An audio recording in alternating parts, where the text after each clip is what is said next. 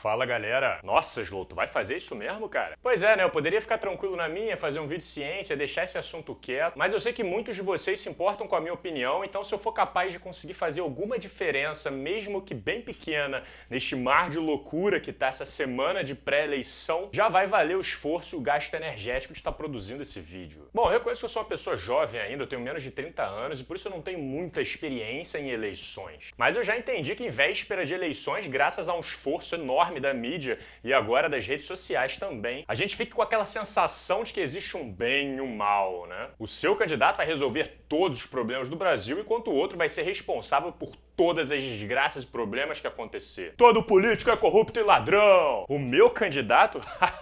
De jeito nenhum, eu boto a minha mão no fogo por ele. Tô sabendo. Mas agora, pode ser por inexperiência minha, mas da forma como as coisas estão acontecendo nessas eleições agora de 2018, me parece que as coisas estão fugindo um pouco do comum de eleições passadas. Bom, falando do que eu lembro aqui para dar uma ilustrada. Em 2002 foi o Lula contra o Serra, teve disputa, mas foi tranquilo. Em 2006 foi o Lula contra o Alckmin, novamente o Lula ganhou e novamente foi uma disputa relativamente tranquila. Em 2010 foi a Dilma contra o Serra e ali eu lembro que as coisas já começaram a dar uma esquentada. A Dilma não era nem de perto tão carismática quanto o Lula era e o Serra, apesar de ter se apresentado bem, ter sido um bom candidato na época, depois descobriram que ele estava envolvido em um monte de merda. O PT acabou levando de novo com a Dilma em segundo turno, mas dessa vez com uma diferença menor de votos entre o primeiro e o segundo colocado. Enquanto o Lula tinha vencido as duas eleições anteriores folgado, com mais de 60% dos votos em segundo turno, a Dilma já deu uma reduzida para 56% dos votos. Uma redução no engajamento do PT. Já nas eleições de 2014, a Dilma entrou para disputar contra o Aécio. Dessa vez ela quase perdeu. O resultado foi de 51,64% de votos para Dilma contra 48,36% dos votos para o Aécio. E essa foi declarada a disputa presidencial mais acirrada da história do nosso país. Então assim, dá para perceber observando o passar dos últimos 16 anos que o PT foi muito bem recebido no seu primeiro e segundo mandato e depois essa aceitação foi caindo aos poucos até quase perder para o PSDB em 2014. Obviamente existem razões político-econômicas por trás desses números, como o crescimento da China, que jogou os valores dos commodities brasileiros lá em cima, a flutuação do dólar, acordos comerciais. Não tem como negar que o Brasil passou por um período bastante próspero ali antes de 2010, o que justificou um alto índice de aceitação do período Lula. Em compensação, essas variáveis foram mudando com o tempo. As pessoas já não tinham tanta confiança na Dilma quanto tinham no Lula. A crise econômica de 2008, que respingou no mundo inteiro, o Lula falou que seria só uma marolinha, veio bater aqui nas portas do Brasil no começo de 2014. Marolinha, isso aqui é uma tsunami, porra! O preço dos commodities começou a cair e sem uma política eficiente para administrar essa crise, a economia do Brasil começou a despencar. A taxa de desemprego aumentou, o PIB chegou a reduzir até 4% em um período de 2015, a taxa de juros foi aumentando e o Brasil foi entrando na crise que a gente está ralando aí para sair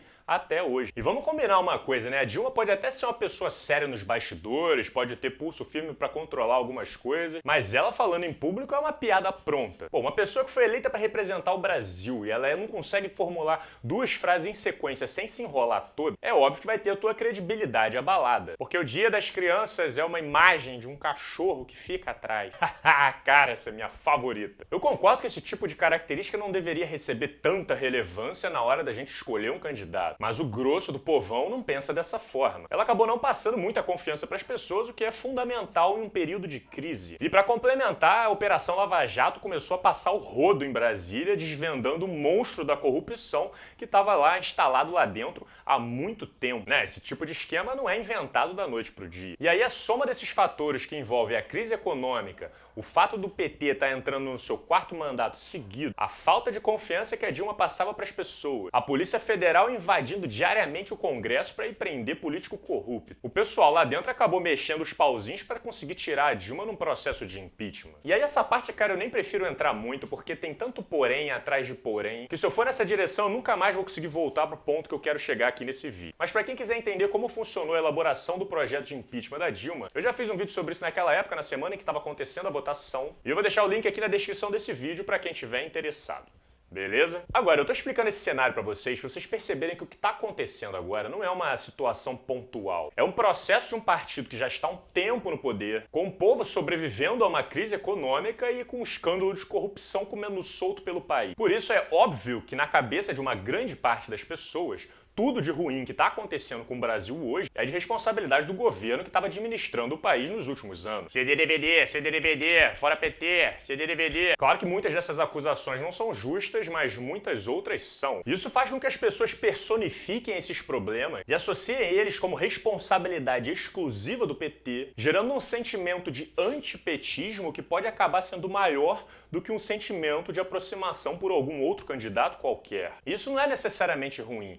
Essa força que a oposição vem ganhando com o tempo, que é uma força natural, acaba gerando uma alternância de poder que é saudável para a democracia de todo o país. O problema é que, como eu disse no começo desse vídeo, eu tenho a sensação de que nessas eleições o buraco é bem mais embaixo. As cartas desse jogo são outras, isso tem me preocupado bastante, e o problema é muito simples. A pessoa que acabou assumindo à frente a responsabilidade ali do antipetismo é a pior pessoa do mundo para estar nessa posição nesse momento. É a pessoa errada no lugar errado na hora errada. Olha, galera, eu não quero ofender ninguém, de verdade. Eu sei que muitos de vocês que me assistem são seguidores do Bolsonaro. Quem me acompanha sabe que eu sempre tento ser o mais equilibrado possível aqui nas abordagens do meu canal. Quem me conhece sabe que eu não tenho problema nenhum em bater um papo com pessoas que são seguidores do Bolsonaro. Porque eu sei separar as ideias das pessoas. Eu não vou te desrespeitar porque você tem um posicionamento diferente do meu. Pelo contrário, eu acho que se a gente abrir espaço aqui para conversar de igual para igual, a gente vai ter uma troca de ideias interessante que pode vir a ser produtiva. Então, por favor, eu peço só que vocês tentem ouvir o que eu tenho a dizer da forma mais aberta possível. Beleza? É o seguinte, cara, o Bolsonaro, ele é uma pessoa aleatória. Um ex-militar que arrumou merda quando era mais novo por indisciplina lá dentro, né, por sinal, e acabou se voltando pra política. Desde então ficou por 27 anos lá dentro, fazendo nada. Não, nada não, né? Na verdade, ele se dedicou muito bem a conseguir colocar os 3 filhos dele dentro da política para terem aquela vida fácil de deputado que eles têm e mais nada. Você pode argumentar que ele atuou muito bem no seu tempo lá na Câmara, impedindo que alguns projetos fossem aprovados, mas realmente, cara, vamos falar sério. Que tipo de projeto que ele impediu que fosse aprovado? Tá, ele votou contra o que ele mesmo fez campanha, né, e apelidou como kit gay, que é bastante discutível, inclusive. Beleza, mas e o que mais que ele fez? Ele brigou para aprovar a pílula do câncer, um caso em que não existe discussão do quão errado ele estava, e isso virou vexame internacional, inclusive. O Brasil passou vergonha lá fora por causa disso. Mas e antes disso tudo, antes dessas polêmicas de kit gay e pílula do câncer, o que o Bolsonaro estava fazendo? Porque se você parar pra pensar, esses casos são bem recentes, são de uns 3 anos pra cá, 4 anos talvez. E nos outros 24 anos de política, antes do boom das redes sociais,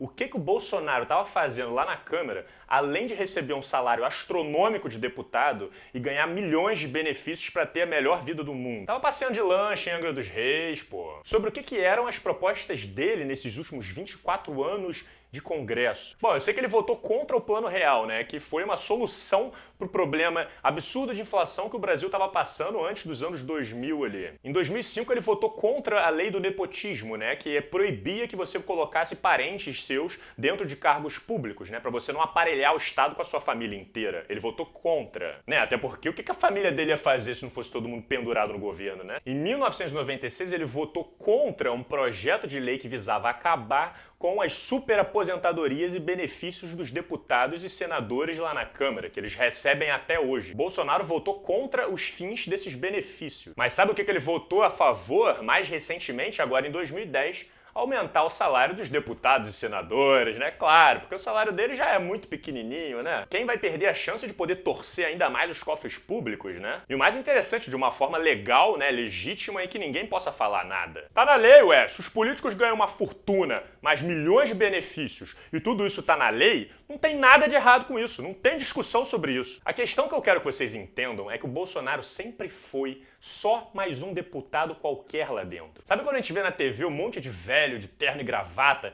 que a gente não conhece ninguém, mas os caras estão lá dentro se dedicando a aprovar benefícios pra eles mesmos? O Bolsonaro era só mais um desses, ele era mais um tiozinho do Congresso. Mas mal sabia ele que a sua vida viria a ficar bastante badalada num futuro. A questão é que o Bolsonaro aprendeu muito rápido a usar as redes sociais. Ele ou algum assessor dele acabou percebendo, mesmo que sem querer, que nas redes sociais duas coisas acontecem. A primeira é que você fica independente da mídia tradicional, você não fica mais dependendo de uma entrevista na Globo ou de uma matéria numa revista para você aparecer. E segundo, que as redes sociais se alimentam basicamente de treta. Quanto mais estúpido for o seu comentário, mais compartilhamento aquilo vai receber. Porque a matemática é muito simples. Quem concorda com a idiotice que foi falada vai compartilhar aquilo para os outros. E quem não concorda com aquilo vai compartilhar também para poder falar merda para os outros sobre a idiotice que a pessoa falou. Compartilhamento em dobro. Agora você imagina o Bolsonaro começando a aparecer nas redes sociais. Olha, vocês até podem ter várias explicações para justificar o que ele falou, né? Que foi mal interpretado, que foi apenas uma piada,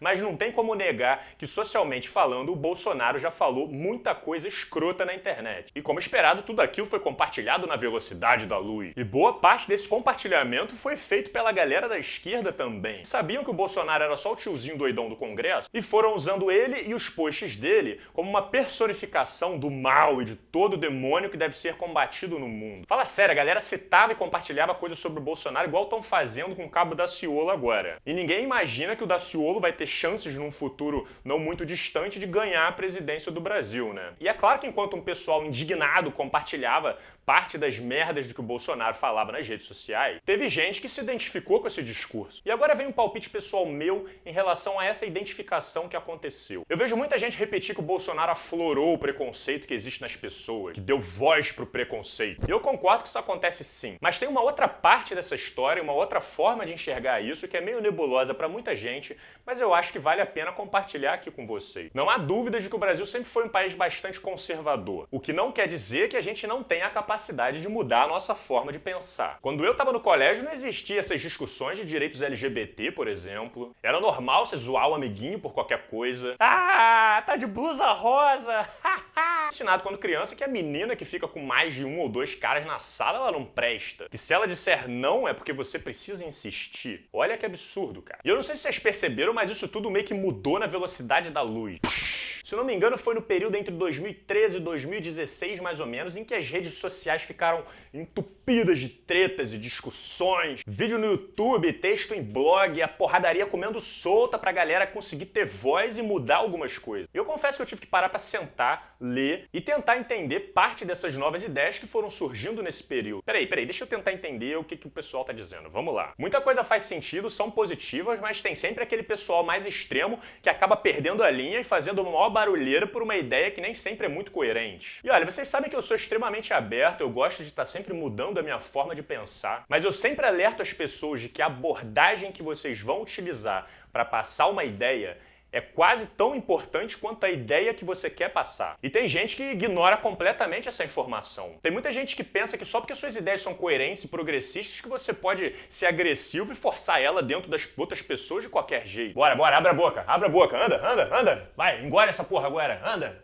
Você tá errado. E eu não tenho dúvidas de que um monte de gente naquela época perdeu a medida da abordagem na hora de passar essas novas ideias para as outras pessoas do Brasil nas redes sociais. A abordagem agressiva e a demonização de quem não concorda com a gente, que tá viva aí até hoje, obviamente não foi muito bem recebida por uma grande parcela de pessoas mais conservadoras no Brasil. Cara, quem lembra, mas teve um período aí que as redes sociais estavam um verdadeiro cenário de guerra. Era machismo, homofobia, racismo, estupro para tudo quanto é lado, muitas das vezes com total razão, mas muitas outras de uma forma um pouco exagerada também. E aí o Bolsonaro, que era um dos principais alvos dessa galera, que percebeu que essas tretas eram uma excelente oportunidade de crescer e se espalhar pelas redes sociais, que estava se lixando para essas acusações, já que o cara já estava rico, com a vida feita, com imunidade parlamentar. Ele não estava nem aí para todos vocês, porque nada de pior na vida dele ia acontecer por meio disso. Ele estava ganhando cada vez mais relevância com essa história toda. Agora, todas aquelas pessoas que não acompanharam direito todo esse ritmo de mudança cultural dos últimos anos, que nem pararam para tentar entender, mas já saíram acusadas e xingadas de várias classificações diferentes, encontrou no Bolsonaro a pessoa que não se importa com nada disso. Caraca, mas ele tá segurando essa barra toda, hein? O cara tá sendo chamado de machista, racista, homofóbico por um monte de gente, mas ele nem abaixa a cabeça e tem resposta pra tudo? Esse cara é meu herói. E aí as pessoas começam a enxergar nele uma saída fácil para todos os problemas sociais que as pessoas estavam propondo debater. Eu não preciso pensar sobre machismo, sobre homofobia, sobre racismo. Isso é tudo bobeira, isso aí é coisa que inventaram. Foi só uma piada. E aí tá tudo certo. Tá tudo certo. Eu diria que é um caminho um pouco preguiçoso, né? Mas beleza, então bora fazer uma retrospectiva de quem é o Bolsonaro afinal. Um deputado qualquer que está há 27 anos no governo, o tiozinho do Congresso que nunca fez nada de importante lá dentro, descobriu como mexer nas redes sociais e descobriu que através delas dava para crescer e a cereja do bolo, descobriu que se meter em tretas é a fórmula do sucesso nesse meio perturbado que são as redes sociais. Mas além disso, um novo elemento entrou nessa história, dando uma baita de uma ajuda para o Bolsonaro chegar onde ele chegou hoje. O antipetismo. Como eu já expliquei, o fato do PT estar no governo há muito tempo, envolvido com escândalos de corrupção, mergulhando o país numa crise econômica, fez parte da população começar a atribuir a maior parte dos problemas nas costas do PT. E toda essa insatisfação, toda essa energia que é gerada por uma repulsão ao governo é uma ferramenta valiosíssima de autopromoção. Pensa comigo, se eu não sei o que fazer, se eu não tenho nenhuma boa ideia de como tentar melhorar as coisas, eu posso ir por um outro caminho. Eu posso me dedicar a apontar o problema dos outros e mostrar que os outros têm problemas muito maiores do que os meus. Porque assim todo mundo que concordar com isso vai me apoiar também. E foi isso que o Bolsonaro se dedicou a ficar fazendo nos últimos anos. Agora, além dele ficar fazendo declarações polêmicas adoidado para ganhar visibilidade, ele pode também gritar em bom e alto tom que todo o problema do Brasil é o PT. Galera, isso é estratégia para crescer em rede social. Você entra no algoritmo, aparece nos recomendados, você cresce adoidadamente fazendo isso. Quanto é que tem canal no YouTube por aí que saiu de 0 para 1 milhão de seguidores em menos de um ano, usando essa mesma estratégia banal que o Bolsonaro tá usando? Usar a insatisfação do povo em relação ao antipetismo a seu favor. E o antipetismo acabou crescendo tanto nos últimos anos que um deputado aleatório que nunca fez absolutamente nada que presta tá aí sendo idolatrado por parte da população que ingenuinamente acabou comprando esse discurso de que ele chegou para mudar alguma coisa. Que vai ser o herói do país, que finalmente vai tirar o PT do governo. É o Super Bolsonaro!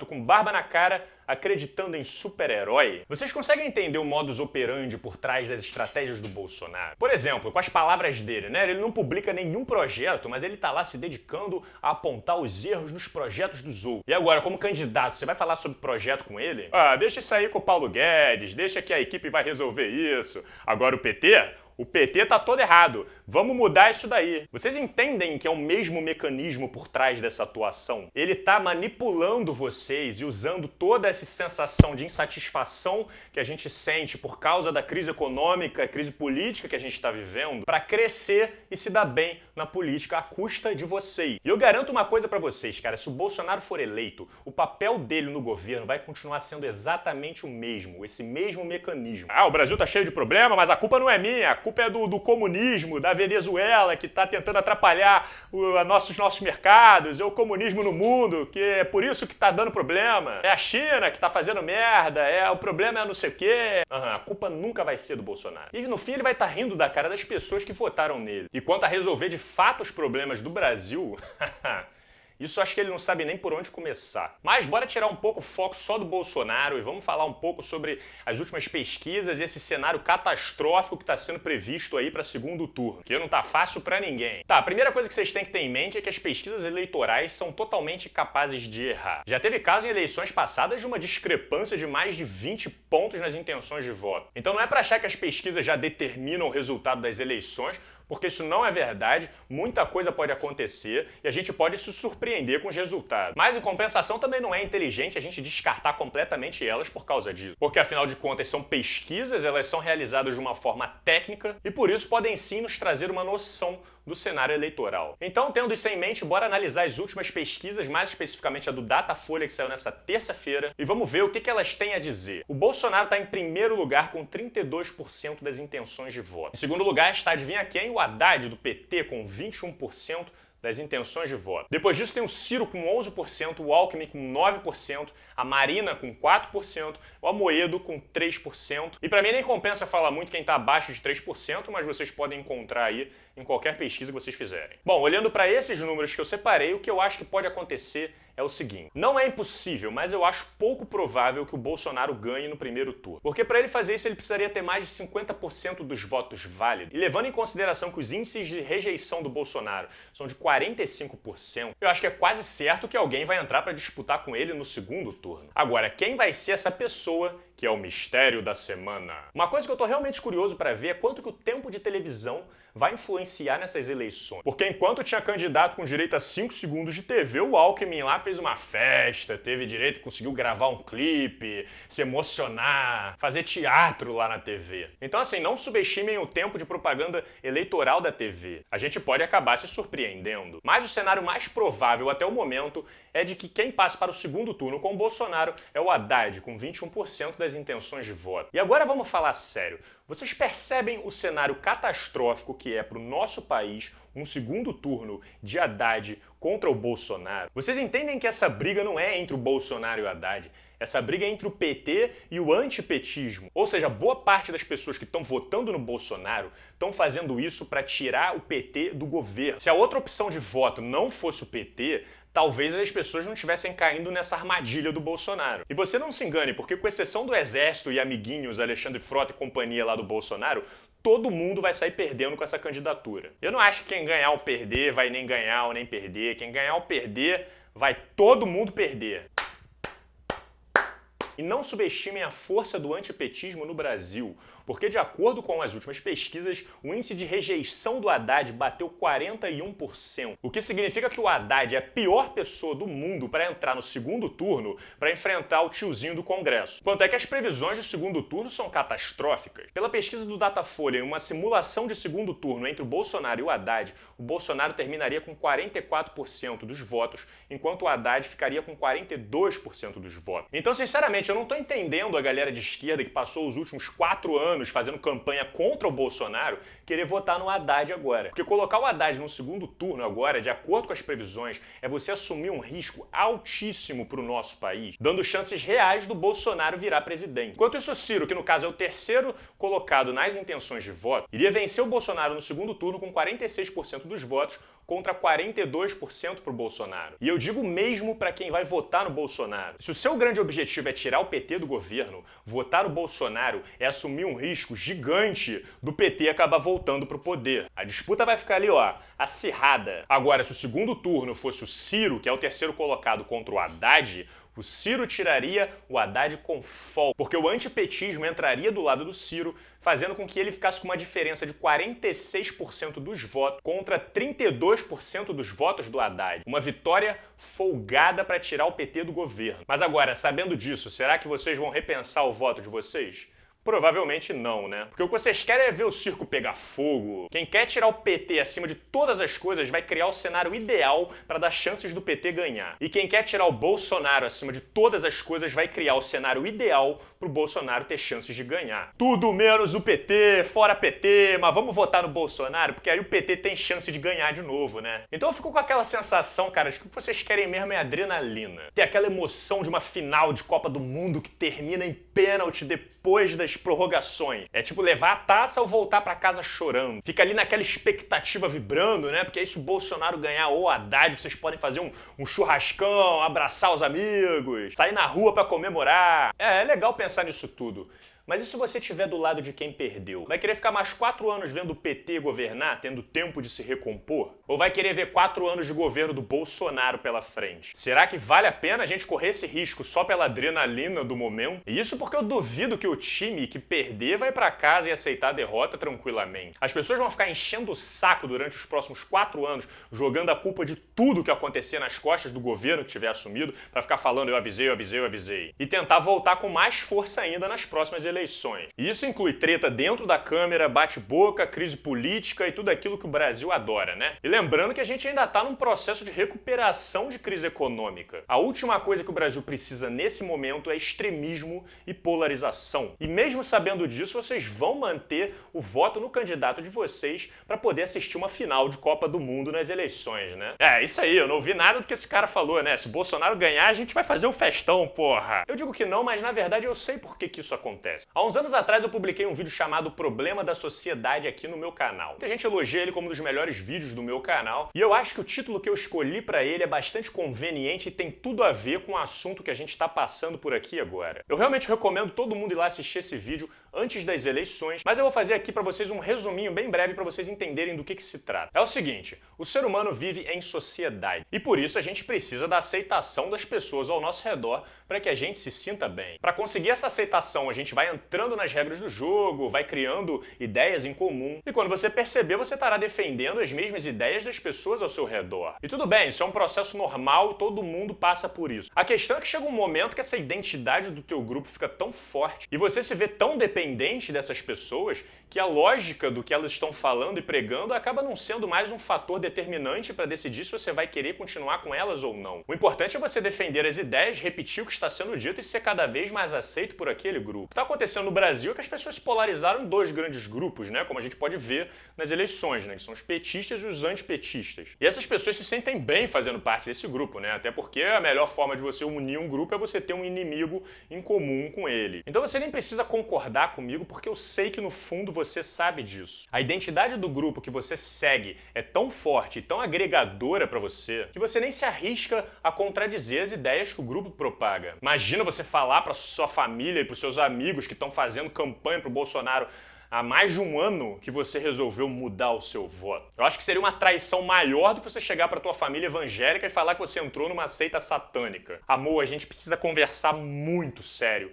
O Serginho disse que não vai mais votar o Bolsonaro. O que a gente faz com ele? E com o PT é a mesma coisa. Se eu falar em algum ciclo social meu que o PT fez merda, eu tenho que ficar muito atento com a forma como eu vou falar isso para não tomar uma flechada nas costas. Mas o problema é que essa euforia e identidade de grupo de vocês tá fodendo com o Brasil. Na moral, se no segundo turno a gente tem que escolher entre o tiozinho do Congresso que cresce em cima de tretinha de rede social, que mamou no governo a vida dele inteira e não acrescentou nada de útil pra ninguém, ou o avatar de um ex-presidente que dá instrução pro partido de dentro da cadeia, que já tá no poder há 15 anos e nem conseguiu terminar o último mandato por causa de crise política, é porque a gente tá na merda mesmo, né, cara? E o pior é ver que pouca gente parece se importar com esse cenário. Por isso eu digo, a gente ainda tá no primeiro turno. A gente ainda tem possibilidade de escolher outras opções que não só essas duas e mudar esse cenário catastrófico de segundo turno que a gente tá prevendo aí. A gente tem outros candidatos, cara, e eu te garanto que qualquer outra opção vai ser melhor do que esses dois. Nem que seja para acalmar um pouco essa energia de polarização do Brasil. Tem que ter um terceiro ou um quarto personagem aí para dividir essa energia toda. Quem me acompanha nas redes sociais, no Twitter ou no Facebook já sabe em quem eu vou votar. Eu não tô escondendo de ninguém. Mas eu não vou falar aqui nesse vídeo para vocês, porque eu prefiro que vocês usem a lógica, usem a própria cabeça de vocês para chegar numa conclusão saudável a partir disso. Se vocês pensarem com seriedade sobre esse assunto, provavelmente vocês vão chegar ou na mesma conclusão que eu, ou numa conclusão parecida, o que já seria excelente para a gente tentar mudar esse péssimo cenário que a gente tem aí de segundo turno pela frente. Então tentem pelo menos pensar no que eu tô dizendo. Vocês não precisam concordar comigo, não precisam comentar, não precisam declarar nada, não precisam mudar nada na vida de vocês. É exatamente por isso que a gente conquistou o direito do voto secreto. Você pode passar 3 meses da tua vida, 1 ano da tua vida fazendo campanha para um candidato específico, chegar lá na hora da máquina, mudar o seu voto, não contar nada para ninguém e ninguém nunca vai ficar sabendo que você não votou naquela pessoa. Então usem esse direito do voto secreto a favor de vocês. Não votem a favor do quebra-pau da briga política no segundo turno. Votem de forma inteligente, com consciência. Até domingo e boa sorte para todos nós. Valeu!